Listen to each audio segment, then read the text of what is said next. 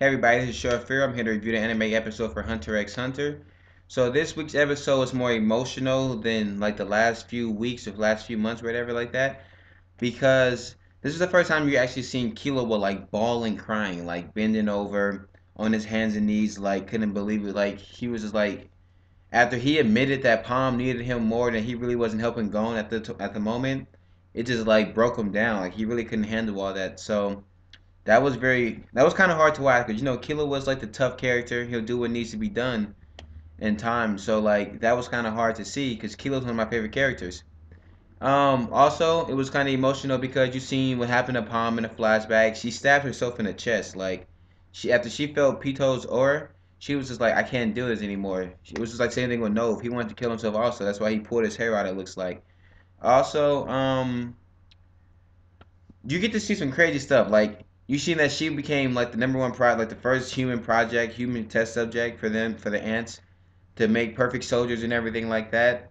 You also get to see how basically Poof does not want any of the royal guards around the king at all. Like he's just like me and the king needs to be together. I don't need Pito's power to make the humans do what I want. I can do that with my wing scale. So forget them. And then you seen that kind of a little bit in a few episodes ago when he was with Yuppie talking. He was like, "Are you with the king?" And he gave him that crazy look, like, "Are you really here for him or not?"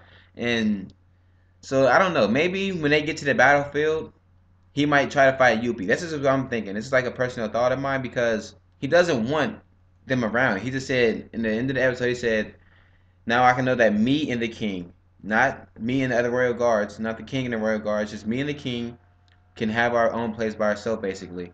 So they might fight. I'm not too for sure though. It might be a good thing to see because I don't think they're gonna mess up the Netero fight and the King just for those two. So yeah, um, I thought that it was like cool to see Palm's Black Widow because you never knew what her power was. She got that clairvoyant power and stuff like that with the little crystal ball. That was cool to see another power of hers. But at the same time, I still couldn't help but think when she was fighting Killua a little bit, that he could have probably beat her, even in his regular form. Not probably regular form, but like if he did a little bit of that lightning thing, she would have been done for because he was dodging almost every one of her attacks, like fine. It was just regular him, just by himself, like no power ups, no nothing. He was doing that fine.